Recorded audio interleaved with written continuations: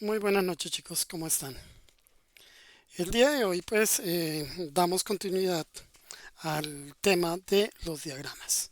Entonces vamos a hablar un poco más frente a la importancia de los mismos, ¿cierto? Entender que pues los diagramas pues son esas herramientas visuales fundamentales que permiten conceptualizar o representar un sistema, ¿cierto? Hay algunos complejos, otros de manera más simplificada, otros más fáciles de entender, pero todos están involucrados en proyectos de software. Eh, un buen diagrama, pues, permite reconocer el verdadero objetivo, ¿cierto? El verdadero propósito dentro de la recolección, digamos, de la parte funcional, de cómo está estructurado. Y pues esto permite, digamos, eh, entender, ¿cierto? Cómo va a ser su comportamiento y por tanto, pues va a impactar directamente al código, ¿cierto?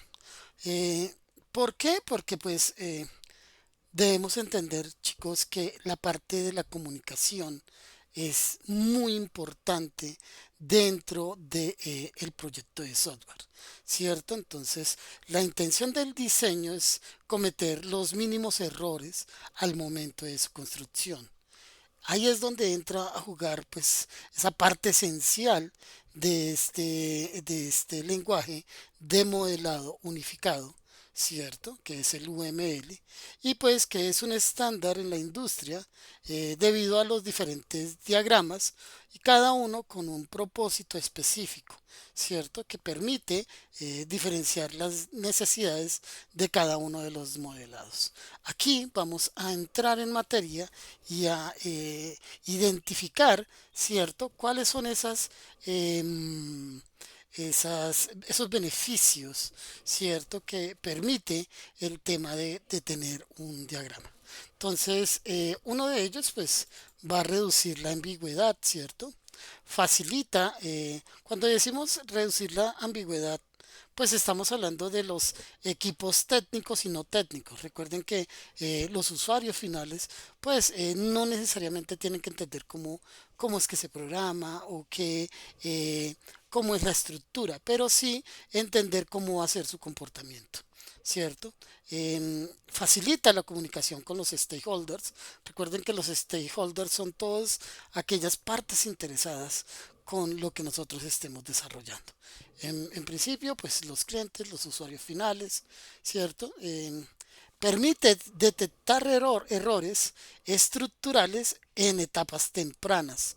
Así nosotros podemos encontrar cómo ese flujo, ¿cierto?, está directamente eslabonado y cuándo es que se rompe y necesita algo más, ¿cierto? Sirve como documentación viva, ¿cierto? Y que mantiene el sistema. Permite ese análisis de impacto antes de implementar cambios y ayuda en la estimación de tiempos y los recursos, ¿cierto? Entonces, básicamente es lo que nos permite entender un poco el tema de los diagramas. Eh, nosotros, recuerdo que un compañero decía, bueno, yo veo que eso no, sentí que eso no se hacía, pero en realidad estos diagramas son muy utilizados, ¿cierto? Y de acuerdo a estudios de la IEEE, en donde pues se encuestaron a más de 500 empresas de desarrollo de software a nivel mundial y pues se ha podido identificar como esa jerarquía del uso de esos diferentes diagramas UML. Los datos pues presentados los vamos a mostrar a continuación en donde vemos que el propósito general de de ese diagrama de clases que ocupa el 95% del uso en proyectos informáticos, proyectos de software, ¿cierto? Es que define la estructura estática del sistema orientado a objetos, ¿cierto? Porque pues allí define las clases, los atributos, los métodos, las relaciones, la herencia, ¿cierto? Y es como esa columna vertebral, ¿cierto? Del programa en sí en términos de desarrollo, ¿cierto?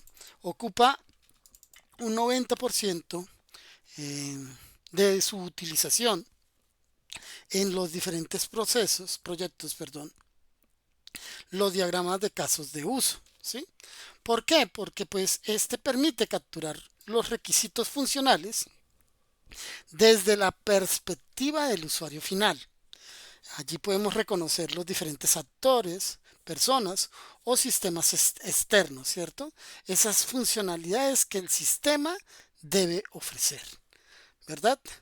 Tenemos como tercer puesto el tema de los diagramas de secuencia, que en ella, pues, lo que modela es esa interacción temporal entre objetos a través de mensajes, ¿cierto? Responde quién llama a quién, en qué orden, qué información se intercambia, ¿cierto? Entonces, ese tipo de cosas es bueno entenderlo porque pues de allí se puede identificar reglas de negocio esenciales, ¿cierto?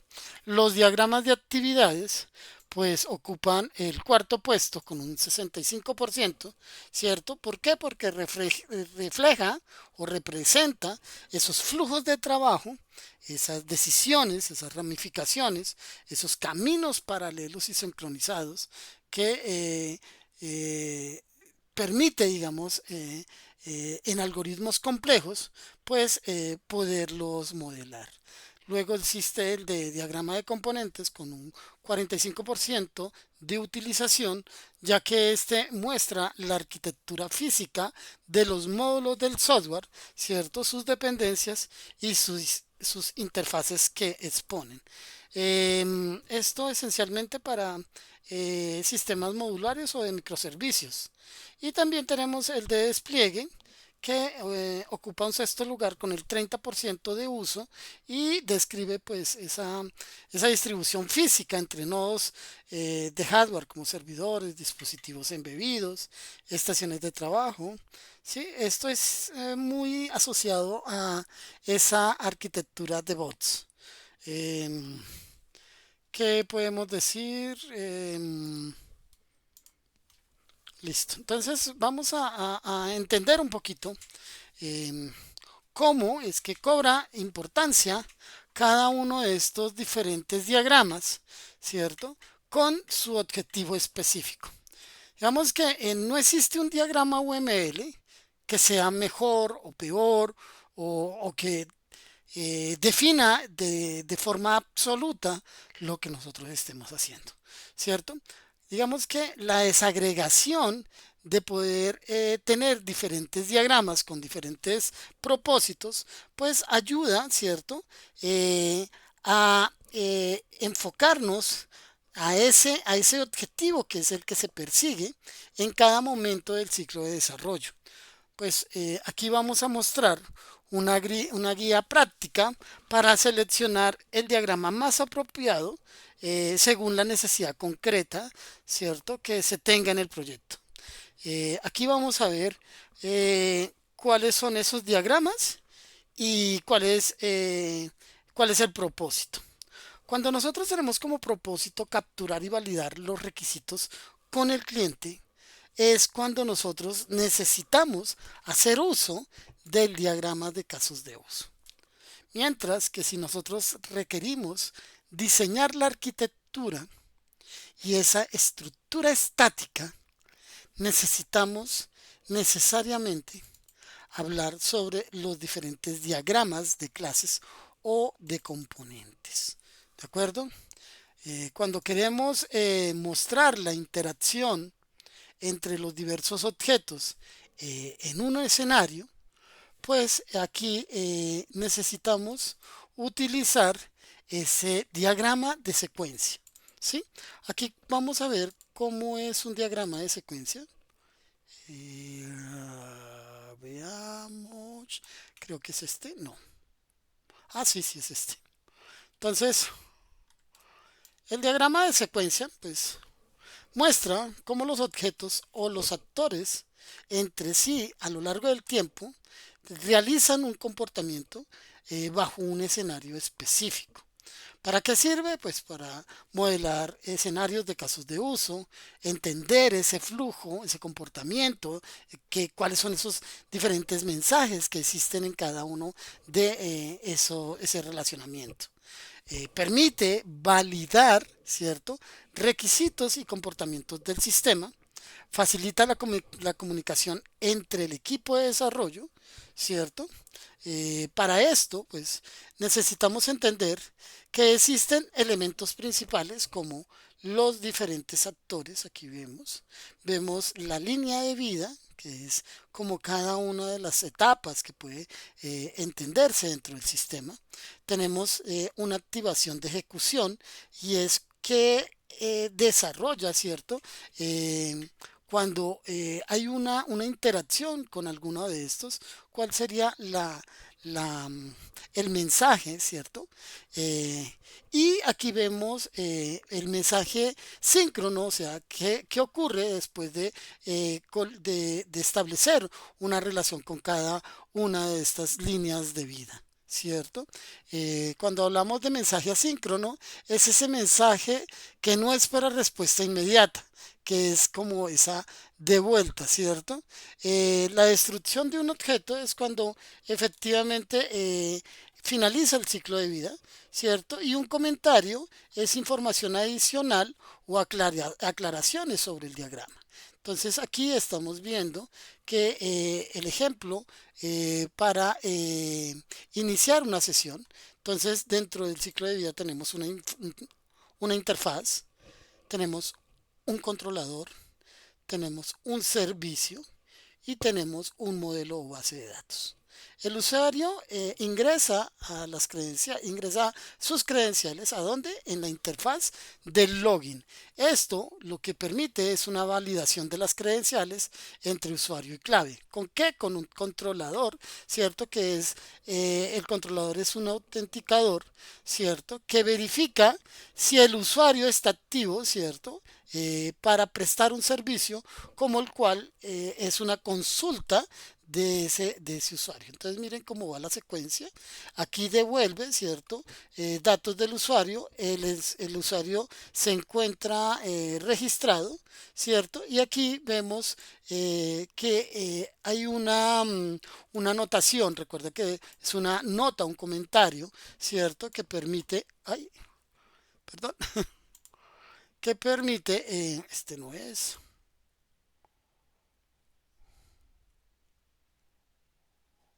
Hoy se me borró.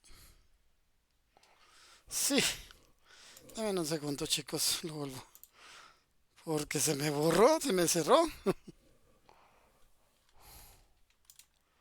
Listo, entonces aquí lo que decíamos es que una nota, un comentario es una información adicional. ¿Sí? Aquí la estamos viendo y aquí vemos todo el comportamiento.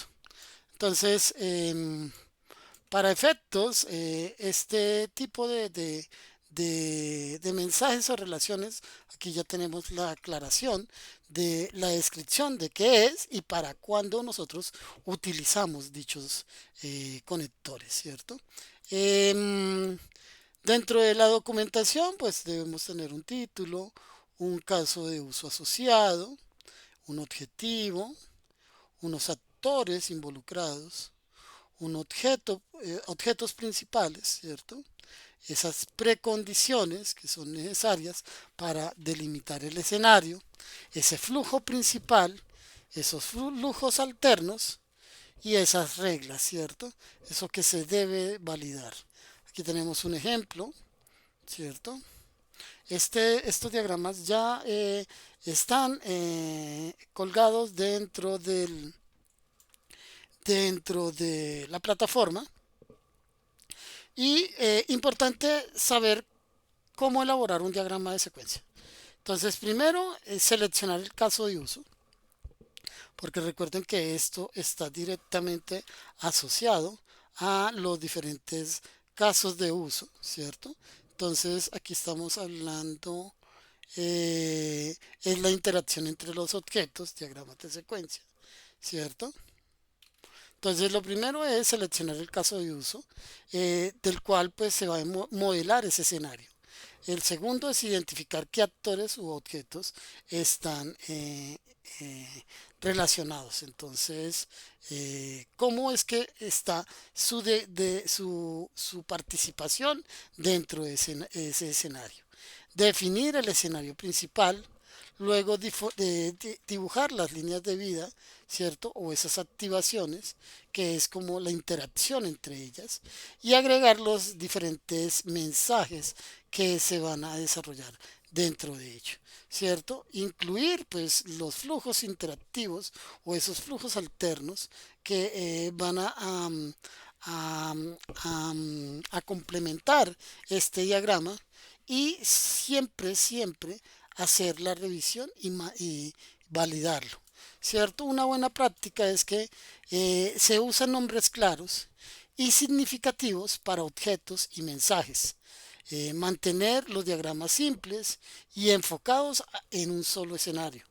Eh, Debe seguir ese orden temporal de arriba hacia abajo. Evitar cruces innecesarios en los mensajes. Se usa pues esas notas para aclarar esas reglas, ¿cierto? O validaciones importantes.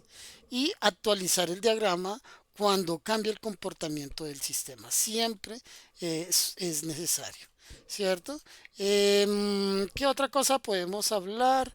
Estábamos hablando de diagramas. Bueno, cuando hablamos de diagramas de actividades, ¿cierto? Los diagramas de actividades describen esos algoritmos complejos o procesos de negocio. Luego le sigue este diagrama de clases, ¿cierto? Los diagramas de clases son como esos estereotipos de persistencia que son utilizados para modelar la persistencia entre la base de datos del sistema. Entonces, por aquí también teníamos un diagrama de clases. Aquí está. Entonces, observen que este fue uno de los que nuestro compañero ya esbozó, ¿cierto? Y pues el diagrama de clases lo que permite es que modela la estructura estática de un sistema. Allí se muestran las clases, sus atributos, sus operaciones y las relaciones entre ellas. ¿Sí? Esto es cuando nosotros tenemos una clase en programación, ¿cierto? Y recuerden que una clase es una plantilla donde pues se suma el tema de los atributos, el tema de los comportamientos, ¿cierto? Y el tema de cómo se relacionan con otras plantillas, ¿cierto? Con otras clases. ¿Para qué sirve? Permite estructurar el dominio del problema, identificar esas clases, esos atributos. Cuando hablamos de operaciones estamos hablando de lo que hace, esas funciones, ¿cierto? Y las relaciones que existen entre las diferentes clases. Facilita el diseño de la base de datos, claro, porque esto nos permite entender cómo va a ser en últimas el modelo, cómo nosotros podríamos de allí trabajar ese modelo y mejorar la comprensión y la comunicación del sistema. Elementos, pues aquí tenemos, es un cuadrito que es una clase, cada uno donde pues tiene un nombre, tiene una diferenciación de los atributos y la función que está desarrollando directamente asociada a ese objeto que nosotros estamos creando. Por ejemplo, aquí le podemos decir que estamos realizando un pedido, ¿cierto? Aquí tenemos un pedido que tiene pues como atributos el ID, ¿cierto? Tiene la fecha y tiene el estado y aquí permite hacer una función. ¿Cuál es la función? Calcular total, ¿cierto? Y eso lo va a hacer o lo va a tomar dentro de pago, ¿cierto? Y así sucesivamente cada uno de ellos. Digamos que este diagrama lo que permite es poder hacer la construcción de nuestro modelo, ¿cierto? Partiendo desde el mismo desde el mismo lenguaje de programación, desde la misma programación, ¿verdad? Entonces están pues los atributos, la operación, ¿cierto? Bueno, sí tienes razón, aquí tengo una discusión y es el tema del que es el método. Método y función, de acuerdo a los lenguajes de programación, existe en esa terminología. Los métodos están asociados a cada uno de los objetos. Las funciones son aquellas que son, el comportamiento es muy parecido al método, pero estos no están asociados o no están ligados directamente con un objeto. Entonces esa es una de las grandes diferencias, ¿cierto? Ver que es público, privado, protegido, ¿cierto? Estos son como esto tiene un nombre, estos se llaman modificadores de acceso. Los modificadores de acceso es cómo nosotros le permitimos o cómo nosotros le creamos esa protección, esa seguridad dentro del sistema, ¿cierto? Clases abstractas, enumeración, comentarios, ¿cierto? Entonces esto necesita esas relaciones entre las clases, ¿cierto? Aquí estamos viendo las asociaciones, la agregación, la composición, ¿cierto? La dependencia. Aquí vemos cómo es que nosotros podemos hacer una documentación. Aquí nos permite entender cuáles son esos elementos principales que debe contener ese diagrama. Y aquí tenemos un ejemplo, el cual nos permite entender cómo es que funciona. Así, al igual que la otra, pues aquí tenemos como una pequeña metodología en donde te van a explicar cómo es que podríamos establecer un diagrama de estos, ¿cierto? Entonces, primero identificar el dominio y los requisitos, luego identificar las clases candidatas, ¿cierto? Luego definir esos atributos u operaciones, luego establecer las relaciones que existen entre ellas, ¿cierto? Definir la multiplicidad y la navegabilidad dentro del mismo y luego después de hacerlo, pues validarlo para ver si se encuentra correctamente. Y al momento de ya definir que está completo, pues crear esa documentación que me permite hacer uso del mismo. ¿Qué necesitamos utilizar como buena práctica? Darles nombres claros, ¿cierto? Darles nombres significativos, darles nombres consistentes, mantener una alta cohesión y un bajo acoplamiento entre las clases, evitar clases con demasiados atributos u operaciones, aplicar correctamente las multiplicidades y la navegabilidad, documentar las decisiones, las reglas y los supuestos del modelo, revisar y actualizar el diagrama a medida que va evolucionando dentro del sistema. Miren que el tema de la actualización es algo que debe ser completamente importante al momento de. Entonces vamos viendo cuáles son los diferentes diagramas y cuáles son esos diferentes propósitos que se tienen. ¿Listo? Em, recuerden que el propósito detallado de los diagramas más importantes, como por ejemplo el diagrama de clases, pues su propósito es que define la estructura del sistema en clases, en atributos, ¿cierto? En métodos y los tipos de datos son pues aquellos asociados a los atributos, los parámetros y retornos de los métodos y las relaciones que existen entre las clases, como la herencia, la asociación, la agregación, la composición y la dependencia. Las multiplicidades, ¿cierto? De las relaciones, pues ya sabemos que existen de una a muchas, de muchas a muchas, ¿cierto? Entonces allí entra a entenderse pues el tema de las cardinalidades y las restricciones, ¿sí? Entonces, también el diagrama de casos de uso, pues, pues comunica los requisitos funcionales desde la perspectiva del usuario, no desde la implementación técnica. identificadores, personas, sistemas, dispositivos que interactúan directamente con los sistemas. Los casos de uso pues permiten reconocer funcionalidades concretas y que el sistema ofrece a sus actores, ¿cierto? El límite del sistema se representa como un triángulo, ¿cierto? Esto ya lo vimos con lo que nuestros compañeros nos mostraron la clase pasada. Los diagramas de secuencia eh, muestra cómo interactúan los objetos a lo largo pues, del tiempo y intercambian esos mensajes.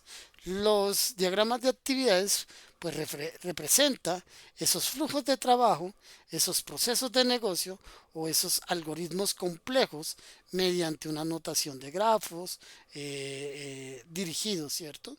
Los diagramas de componentes pues muestran esa arquitectura física del software. Recuerden que todos estos diagramas ya ustedes tienen una infografía en donde permite reconocerlos, eh, permite establecer su funcionamiento y su propósito, ¿cierto? Aquí podemos ver como algunas recomendaciones que se les puede dar al momento de que ustedes están haciendo un proyecto. Entonces, cuando están haciendo una aplicación empresarial, un ERP, sí, lo recomendable es utilizar casos de uso, de clases, de secuencia, de componentes y de despliegue. Digamos que no es que los tengan que hacer todos, pero miren que para temas de la documentación, estos permiten llevarla de una manera más asequible, ¿cierto? Para sistemas embedidos como los sistemas de UIT, ¿cierto? Del Internet de las Cosas, pues podemos utilizar el diagrama de actividades, que es ese flujo de control, ¿cierto? El diagrama de estados, que es ese modelo de dominio y esa persistencia de secuencia, que es el que muestra las interacciones claves. Miren que aquí trato de repetirles para qué es el propósito de cada uno de ellos, ¿cierto? Aplicaciones web, pues lo recomendable es utilizar casos de uso, de clases, de secuencia, de actividades, ¿cierto? Y aquí, pues, aquí mínimo se recomiendan 4 diagramas, ¿cierto?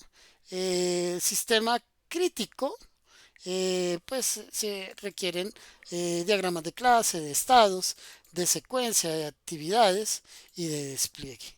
Y de proyecto académico, pues mínimo casos de uso, de diagrama de clases, de diagrama de secuencias. ¿Por qué yo les digo esto, chicos? Porque si ustedes algún día van a presentar una monografía, ¿cierto? Donde ustedes están trabajando un, eh, una, un desarrollo, pues lo ideal es que ustedes sepan cuál sería eh, esos diagramas que deberían estar acompañando a esa monografía, ¿cierto? Entonces, miren que los diagramas digamos que son importantes, ¿cierto? Por ejemplo, en el análisis de requisitos, los diagramas de caso de uso y de actividades, pues son muy necesarios para establecer esa comunicación y esa limpieza de lo que necesita, digamos, el cliente con ciertas actividades, ¿cierto? Entonces estos diagramas construyen en conjunto con los stakeholders y sirven como parte de esa documentación que alimentan ese contrato, ¿cierto? Em, Dentro de una fase de diseño, ¿cierto? Los diagramas de clase, los diagramas de secuencias, los diagramas de componente, pues definen esa arquitectura y permiten realizar generar ese código existente y orientarlos, ¿cierto? Hacia dónde va dirigido el código, ¿cierto? Para el tema de la implementación, sirven como guía directa entre los esqueletos del código, ¿cierto? Para las pruebas, los diagramas de secuencia y actividades sirven para diseñar esos casos de prueba y entender cuáles son esos caminos alternativos. Para mantenimiento, ¿cierto? Eh, Esto, recuerden que se hace después del despliegue, pues eh, estos diagramas actualizados pues son muy valiosos para los ingenieros de mantenimiento. Eh, Cuando se recibe un requerimiento, un cambio de una nueva funcionalidad, una corrección de un bug, ¿cierto? Entonces, permite eh, eh, analizar el impacto, ¿cierto? De aquellos errores que se pueden ir encontrando, ¿sí? Esos errores colaterales que pueden surgir, ¿cierto? La importancia de esto, mantener actualizado los diagramas. Em, Errores comunes al momento de diagramar, em, que los diagramas sean muy complejos. Eso es, digamos que el tema de la importancia de los diagramas es que los diagramas sean pues fáciles de entender. Mezclar niveles de abstracción. Ahí eso, no delimitarlos, produce esos fallos, ¿cierto? Esos errores. Diagramas desactualizados, pues es gravísimo porque genera una falsa confianza.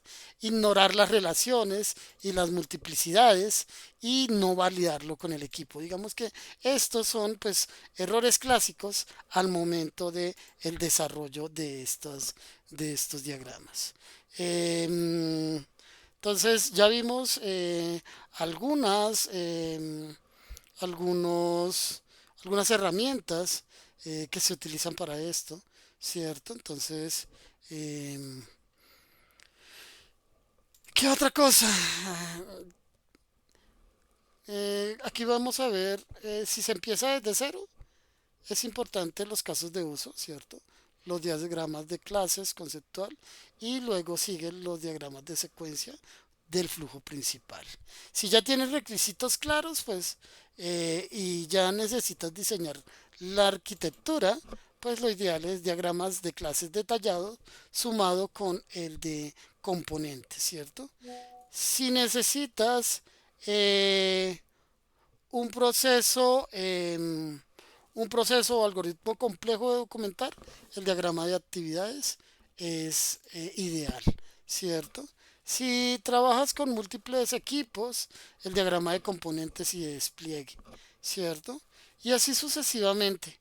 Entonces miren que aquí ya estamos empezando a trabajar y a enfocar cuáles serían los diferentes propósitos que tiene cada uno de los diferentes diagramas. Aquí una reflexión, el valor de dominar el modelado es fundamental. ¿Por qué? Porque a lo largo de esta presentación hemos visto cómo los diagramas cobran importancia dentro de los procesos, ¿cierto? Cobran importancia en entender esos propósitos específicos que están asociados directamente con el proyecto que estamos utilizando, que estamos trabajando. Evita esos errores comunes al momento de modelar, de poder entender, ¿cierto? Y ya sabemos cuáles serían esas herramientas disponibles para nosotros eh, utilizarlas, ¿cierto? La capacidad de comunicar una idea compleja de manera visual y estructurada es una habilidad, ¿cierto? Que no todos los desarrolladores la tienen, por eso es que es tan importante. ¿Por qué? Porque esto permite una claridad y es altamente valorada al momento de nosotros tener dentro de un grupo de trabajo, ¿cierto? Eh, los ingenieros que dominan el UML no solo no solo cometen menos errores de diseño, sino que también comunican una mejor idea al equipo multidisciplinario, ¿cierto? Entonces, esto ayuda muchísimo. Entonces, recuerden chicos que modelar antes de programar no es una pérdida de tiempo, es una inversión más inteligente que puedes hacer en términos de calidad, de mantenibilidad y de éxito en tu proyecto de software. ¿Sí? Entonces, ese principio debe guiar tu trabajo de opción de grado, ¿cierto? O tu futura carrera profesional. ¿Sí? La evidencia empírica y la experiencia industrial, pues, hacen que esto respalde a esta afirmación. Em, ¿Qué otra cosa podríamos decir? Básicamente nosotros hemos dispuesto de unas, unas actividades enfocadas al desarrollo de esta clase de diagramas. ¿Para qué? Pues para que ustedes practiquen, vean la importancia de esto, ver cómo ese ejercicio, ¿cierto? En donde ustedes desarrollan ese tipo de modelado, pues amplía un poquito la lógica al momento en que ustedes entiendan cómo va a ser ese comportamiento y ese flujo, ¿sí? En el que se encuentra cada uno de los diferentes contextos. Entonces, la importancia de esto es muy significativa y tiene una gran ventaja, ¿cierto? Porque pues anticipa, ¿cierto? Aquellos errores que muy fácilmente podríamos cometer, pero con la estructuración de este modelo son fáciles de reconocer, ¿verdad? Entonces, chicos, agradecerles por su conexión y esperar que este tipo de contenidos les sean de gran utilidad. Vale, chicos, entonces agradecerles y nos vemos en otra oportunidad.